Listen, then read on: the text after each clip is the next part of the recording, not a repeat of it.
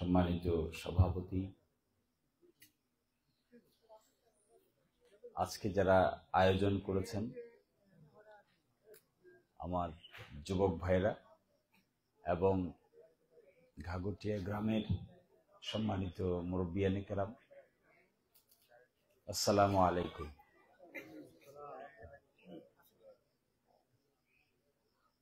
আমি মাঝে মাঝে নিজেই ভাবি যে আমি এই পথে আসলাম কেন। নিজেরই জিজ্ঞাসা করি যে এই পথ কি আমার? এই পথের অসুস্থ প্রতিযোগিতার মধ্যে এই সুস্থতা কি আস্তে আস্তে ফিরাই দেয়া যাবে? এগুলো আমার নিজের মধ্যে দ্বন্দ্ব কাজ করে। আমি নিজেকে প্রশ্ন করে মাঝে মাঝে ভাবি যে আমার এই উদ্যোগটা কি বেশি ইমোশনাল হয়ে গেছে, আবেগী হয়ে গেছে, নাকি শেষ পর্যন্ত কিছু একটা করা যাবে। এই চিন্তাটা মনের মধ্যে আসে, কারণ আমারও তো ভাবনা হয়, আমারও তো চিন্তা হয়। আমিও তো নিজেকে জিজ্ঞাসা করি যে যা করতে চাই, যা করা দরকার, তা শেষ পর্যন্ত পারা যাবে নাকি কথার মধ্যেই আটকে থাকবে। এটা একটা বিরাট দ্বিধাদ্বন্দ্ব কাজ করে। তো এই দ্বিধাদ্বন্দ্বটা নিয়ে আমি প্রথম যখন আসি 5 আগস্টের পরে প্রথম যখন যাত্রা শুরু করি মানুষের সঙ্গে মিশার, মানুষের কাছে যাওয়ার, তাদের অনুভূতি শোনার, আমার অনুভূতি বলার, সেটি বলতে বলতে শুনতে শুনতে আস্তে আস্তে কনফিডেন্স বিল্ড আপ হয়েছে। প্রথমে আমি বিশ্বাস করতাম না, যে আমার মনে হইতো এটা আমার কাজ না, এটা আমি পারবো না, এটা আমার দ্বারা হবে না। কারণ এত উল্টাপাল্টা কথা বলে মানুষ, এত মিথ্যা কথা বলে, চোখের সামনে সব খাইয়ে ফেলে, চোখের সামনে সরকারের ফান্ড উধাও করে দেয়। এ কি আমি করতে পারবো? এটা তো আমি পারবো না, এটা তো আমার দ্বারা পসিবল না। আমি তো চাইলেই পারবো না যে সরকারের টাকা ভাগাভাগি করে এক অংশ নিজের পকেটে ঢুকাই দেয়। এটা তো আমার দ্বারা পসিবল হবে না। আমি তো একজন মানুষকে চাইলেই একটা অন্যায় সুবিধা দিতে পারবো না। আমি কি একজন মানুষকে চাইলেই এরকম কমিটমেন্ট দিতে পারবো না যে তুমি আমাদের সঙ্গে কাজ করো, বিনিময়ে তোমাকে এটা দেয়া হবে? তা তো পারবো না, তা তো বলিনি কখনো, জীবনে কোনোদিন দেখিও নাই, বলিও নাই, কাউকে বলতে দেখি নাই, নিজে কোনোদিন এই পরিস্থিতির সম্মুখীন হই নাই। ফলে মনে, মস্তিষ্কে, মগজে এই চিন্তা বারবার দুদুল্যমানতায় ভুগতাম যে তাহলে কি আগানো উচিত নাকি পিছিয়ে ফিরে যাওয়া উচিত। এক সাংঘাতিক দুদুল্যমানতায় আমাকে খুব চিন্তামগ্ন করত। সারাদিন কাজ করে রাতে ঘরে ফিরলে এটা আবার মাথায় আসতো যে কি করলাম আজকে সারাদিন, যা করলাম তা কি পারবো শেষ পর্যন্ত? যে কথাটা বলে আসলাম এই কথাটা কি কালকে বাস্তবায়ন করতে পারবো, নাকি কথাই থেকে যাবে? এই দুদুল্যমানতার মধ্য দিয়ে আমি সাল্লা এবং দিরাইয়ে প্রথম পূজা মণ্ডপ পরিদর্শন করে শুরু করেছিলাম। দুর্গাপূজায় 87টা পূজা মণ্ডপে গিয়েছিলাম, 87টা, দিরাই এবং সাল্লা মিলে। আর এই রমজানের আগে মিলে দিরাই সাল্লায় 160টা। আজকের যে প্রোগ্রাম হচ্ছে এটা হচ্ছে 109তম প্রোগ্রাম। এইরকম 108টা প্রোগ্রাম হয়েছে আরো আগে। আমি এর মধ্য দিয়ে মানুষের ভালোবাসা, মানুষের উষ্ণ অভ্যর্থনা, আমাদেরকে অ্যাকসেপ্ট করে কিনা, আমাদেরকে সম্মান করে কিনা, ইজ্জত করে কিনা, এটা বোঝার চেষ্টা করেছি। এটা কি মন থেকে করে, নাকি আর্টিফিশিয়ালি করে, নাকি দেখানোর জন্য করে, নাকি সত্যি করে না, যা বলে তা কি মিথ্যা, নাকি আমাকে তারা অ্যাকসেপ্ট করতে পারছে না। এটা বারবার আমি চিন্তা করেছি। যদি আমি শেষ পর্যন্ত বুঝতে পারতাম যে মানুষের মধ্যে কোনো ভালোবাসার জন্ম হয় নাই, মানুষের মধ্যে আমাদের সম্পর্কে কোনো আগ্রহ নাই, মানুষ আমাদেরকে পছন্দ করে না, যুব সমাজ আমাদেরকে ভালোবাসে না, যুব সমাজ আমাদের উপর আস্থা রাখে না, তাহলে আমি স্বেচ্ছায় সজ্ঞানে নিজে থেকেই সরে দাঁড়াতাম। এই সৎসাহস আমার আছে। যদি আমি বুঝি যে এই কাজটা আমার না, যদি আমি বুঝতে পারি যে এই কাজটা আমার দ্বারা হবে না, যদি আমি বুঝতে পারি যে মানুষের ঘৃণাবোধ আমাদের জন্য আছে, মানুষ আমাদের ভালোবাসে না, পছন্দ করে না, তাহলে যত কষ্টই হোক না কেন, যত পরিশ্রমই হোক না কেন, যত বিব্রতকর অবস্থায় হোক না কেন, আমি সবাইকে ডেকে স্পষ্ট করে বলে দিতে রাজি যে এই পথ আমার নয়, যার পথ তাকে করতে দেন, আমি এই পথে নাই। এটা বলতে আমার এক বিন্দু পরিমাণও দ্বিধা হবে না। কিন্তু এই দুটো থানার উল্লেখযোগ্য গ্রাম, পাড়া, মসজিদ, মন্দির, কীর্তন সব জায়গায় ঘুরে আমার কাছে এখন মনে হয় এই দুই থানার উল্লেখযোগ্য একটা মানুষ আছে, উল্লেখযোগ্য অংশের মানুষ আছে, ধর্ম বর্ণ নির্বিশেষে উল্লেখযোগ্য অংশের মানুষ আছে, যুব সমাজ আছে, মন্দিরে আছে, মসজিদে আছে, যারা মন থেকে আমাদেরকে ভালোবাসে। আমার মোটিভেশন কি? এই যে আমি অট্টালিকা ছেড়ে, বাড়ি গাড়ি হাড়ি সব ছেড়ে, এসি, বাংলাদেশের বিখ্যাত গাড়ি, পৃথিবীর বিখ্যাত জায়গা ছেড়ে আমি যে আপনাদের সামনে এই বৈশাখ মাসের আগে এসে গ্রামে গঞ্জে ঘুরে বেড়াবো, আমার তো একটা মোটিভেশন লাগবে, আমার তো একটা আগ্রহ লাগবে, আমার তো একটা চেতনা লাগবে, আমার তো একটা বোধ লাগবে, আমার তো একটা নিজেকে নিজে বোঝানোর মতো কিছু লাগবে। তো সেটা কি? আমি তো এখান থেকে টাকা নিতে পারবো না, আমি তো কোনো কিছু মেরে খেতে।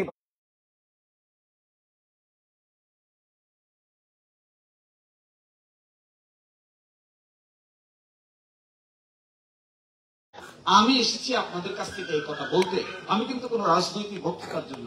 আমি এই কথাও বলতে আসি নাই আপনাদেরকে যে আমি আপনাদেরকে এই আলোচনাও করতে আসি নাই যে কে সামাজিকভাবে ভালো আছেন, কে ধনী আছেন, কে গরিব আছেন, কে উঁচু আছেন, কে নিচু আছেন, এই আলোচনা করতে আসিনি। আমি এসেছি এই কথা বলার জন্য সকলের সহযোগিতায়। যদি মনে করেন সবাই ইউনাইটেড হতে পারেন, সবাই এক জায়গায় দাঁড়াতে পারেন, মত পার্থক্য ভুলতে পারেন, নতুন চিন্তা করতে পারেন, নতুন করে গঠন করতে পারেন, যুব সমাজকে জায়গায় তুলতে পারেন, আমরা একসাথে মিলে এমন কাজ করা সম্ভব যে এইখানকার মানুষের ভাগ্যের পরিবর্তন করে দেয়া পসিবল।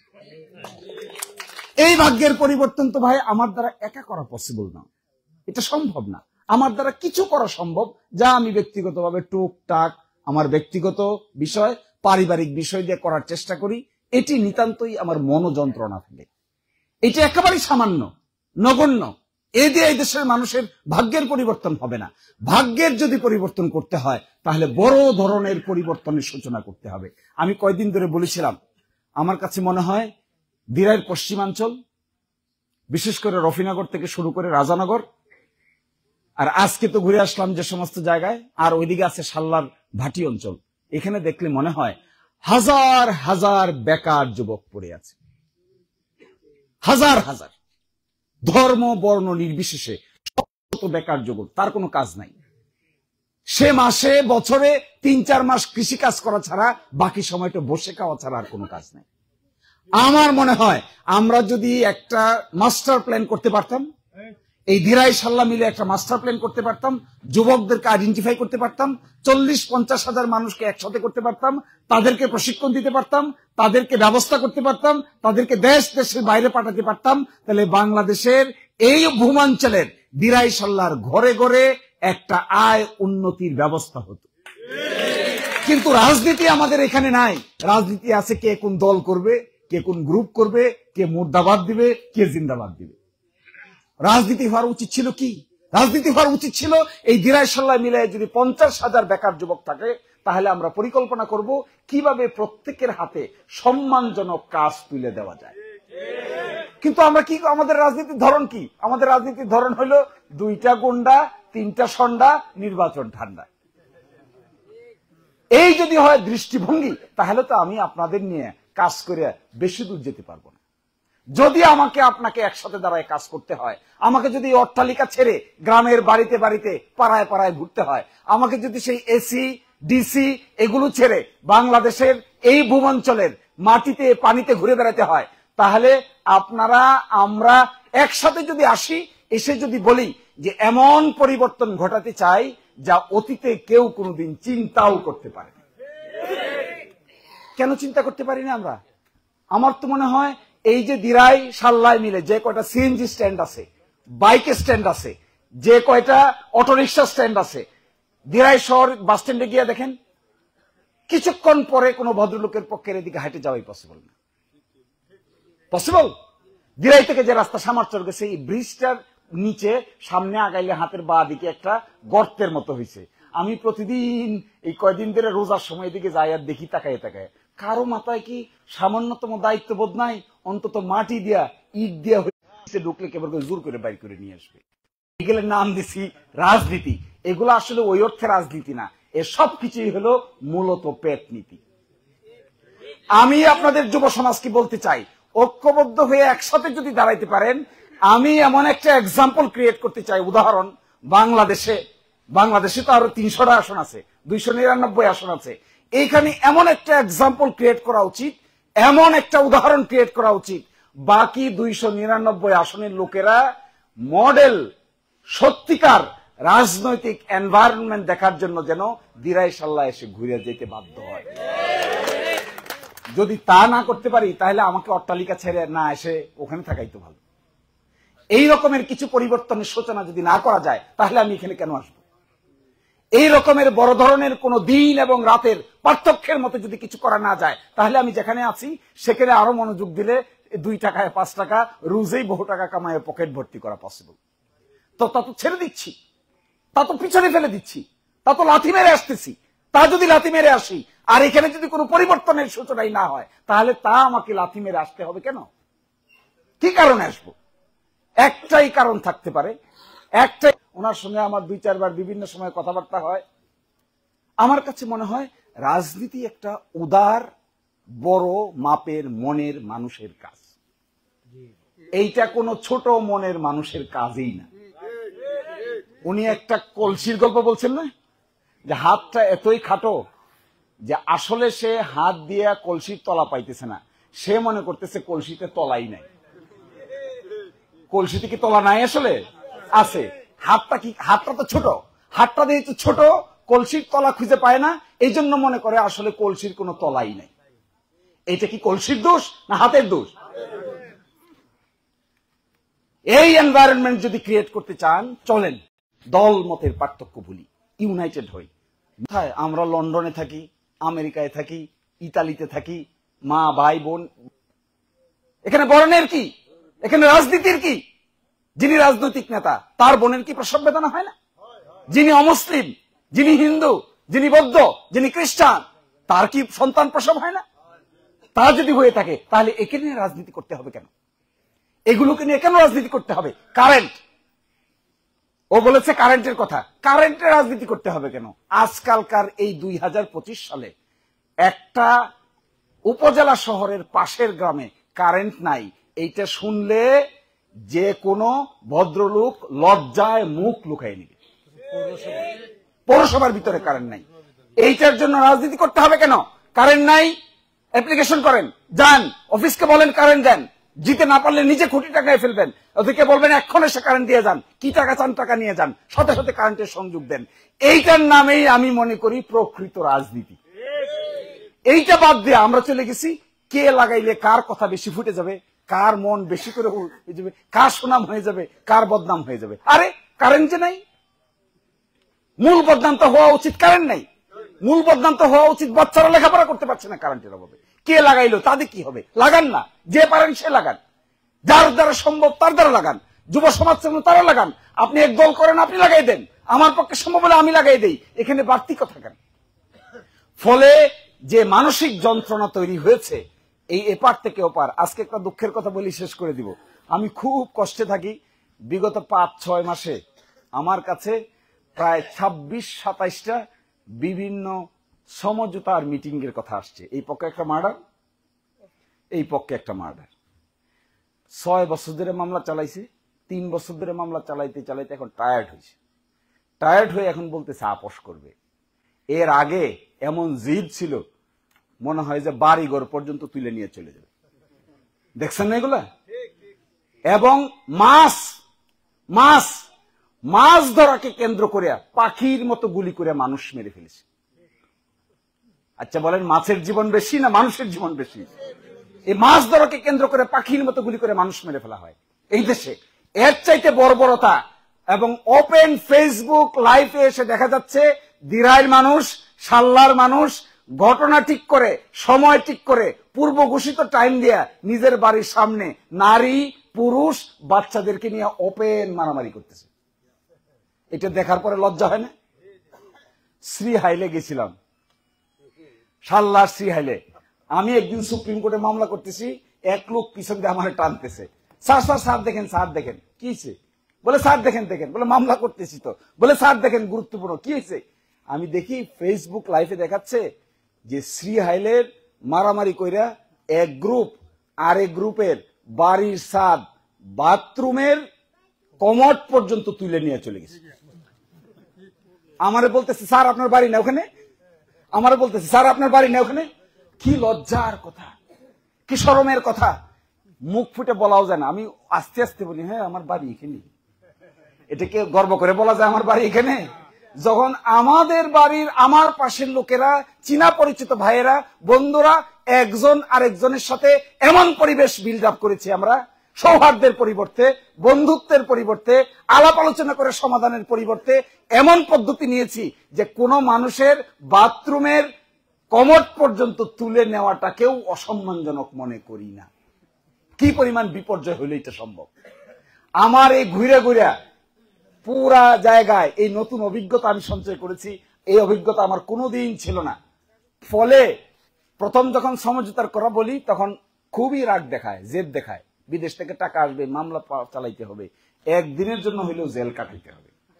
এই হলো আগ্রহ। কেন ভাই একদিনের জন্য জেল কাটাইতে সমঝোতা করি না, এখন হবে না। এই না যারা বলেন এরাই 1 বছর 2 বছর 3 বছর 4 বছর পরে এরা সবাই নিস্তেজ হয়ে একসাথে বসে সমঝোতার টেবিলে বসে ভাত খাইতে ঠিকই রাজি হয়। আচ্ছা বলেন, আমি আসছি এখানে মূলত আপনাদেরকে এই সমস্ত কথা বলতে। বেশি লম্বা কথা হয়ে যাচ্ছে। আমার শেষ কথা, যদি মনে করেন বড় ধরনের পরিবর্তনের সূচনা করতে চান আপনারা, আমরা চাই, সকলে মিলে চাই, তাহলে বড় ধরনের পদক্ষেপ নিতে হবে। আর যদি মনে করি আমরা ছোট ছোট কাজ করব, তাহলে ছোট ছোট কাজ যে কেউ করতে পারে। ব্যক্তিগত ইচ্ছা থাকলেও কিছু মানুষ ছোট ছোট কাজ করতে পারে। দিরাই চাইলে একটা হাসপাতাল বানায় ফেলা যাবে, এই জন্য কোনো সরকার লাগবে না, ব্যক্তিগতভাবেই যথেষ্ট। একটা চাইলে দিরাই থেকে সাল্লার, অমুক থেকে অমুক জায়গায় ছোট ছোট হাসপাতাল ব্যবস্থা গড়ে তোলা যাবে, এই জন্য সরকারের প্রয়োজন নাই। ছোট ছোট রাস্তাঘাট, মাঠ, বাচ্চাদের জার্সি, ফুটবল, এগুলো চাইলে ব্যক্তিগতভাবেই করা যায়। এগুলোর জন্য কোনো সরকারের কারো কাছে যাওয়ার প্রয়োজন নাই। কিন্তু আজকে গিয়েছিলাম ধান কেটে,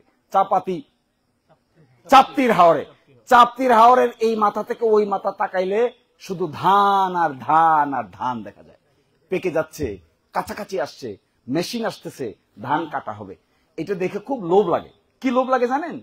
এই ধান এই কৃষক বিক্রি করবে জ্যৈষ্ঠ মাসে কিংবা বৈশাখ মাসে, খলা থেকেই ধান বিক্রি করবে। তার দাম হবে 800, 900, 1000 টাকা মন। এইখানে লোভটা আমার কোথায় লাগে?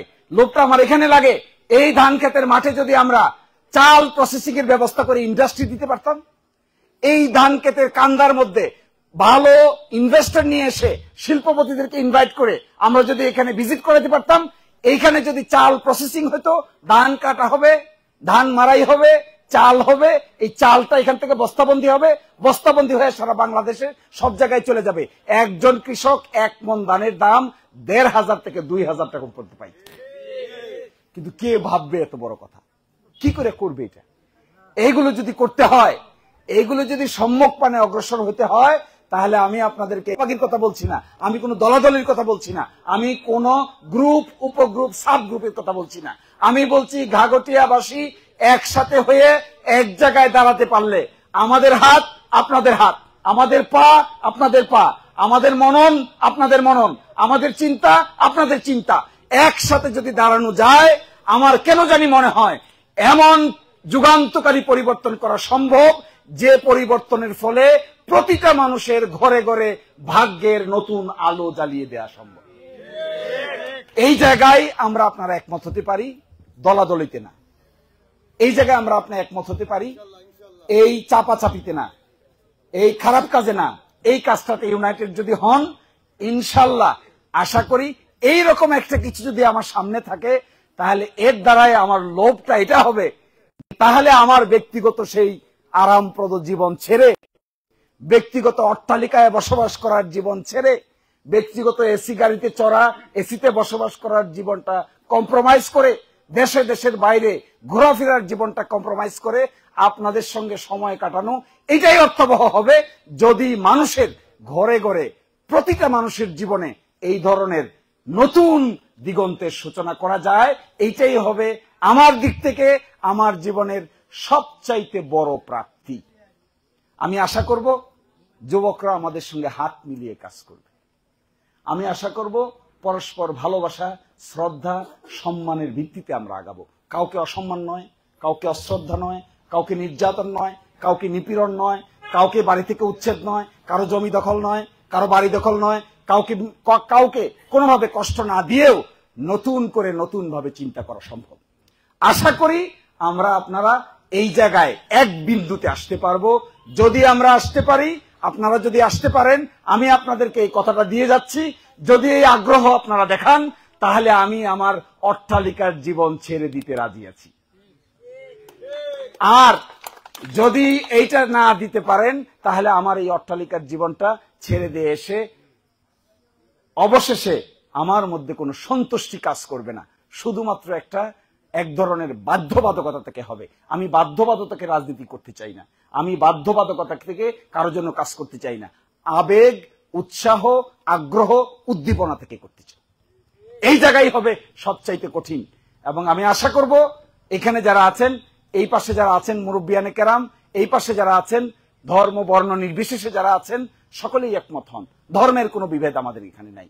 আমি এটা বলে এসেছিলাম, আমি আগেও বলেছি যে এই বাংলাদেশ হলো এমন বাংলাদেশ যা এক দেয়ালের ওই পাশে রোজা হয় আর একই দেয়ালের এই পাশে পূজা হয়।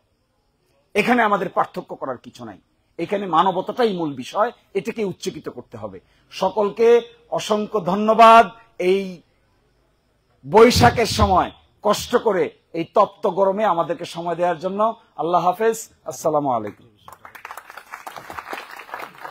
কারেন্টের বিষয় যা বলছি, কারেন্ট তো একটা সামান্য জিনিস, আমার তো ধারণা খুব দ্রুতই কারেন্ট লেগে যাবে, এটা অসুবিধা হবে না। আমার কারেন্ট আসলেই খুব সামান্য ব্যাপার। আর সেকেন্ড যে কথাটা বলছে জার্সি, এটাও ছোট মানুষের ছোট মন, ছোট চাওয়া। আসলেই তো ছোট মানুষ যারা এই জার্সি পরে খেলবে, তারা ছোট মানুষ। আমাদের সকলেরই উচিত এদেরকে উৎসাহ দেওয়া, সকলেরই উচিত ওদেরকে আদর করা, সকলেরই উচিত ওদের খেলাধুলার পরিবেশটাকে বড় করে তুলে দেওয়া। এবং আমি প্ল্যান করছি ইতিমধ্যে যারা সংশ্লিষ্ট এদের সঙ্গে শেয়ার করা হয়েছে, দিরায় সাল্লায় আমি মনে করি বৈশাখী উঠার পরে ফুটবল খেলার এক উৎসব চালু হোক, এবং এই মাথা থেকে ওই মাথা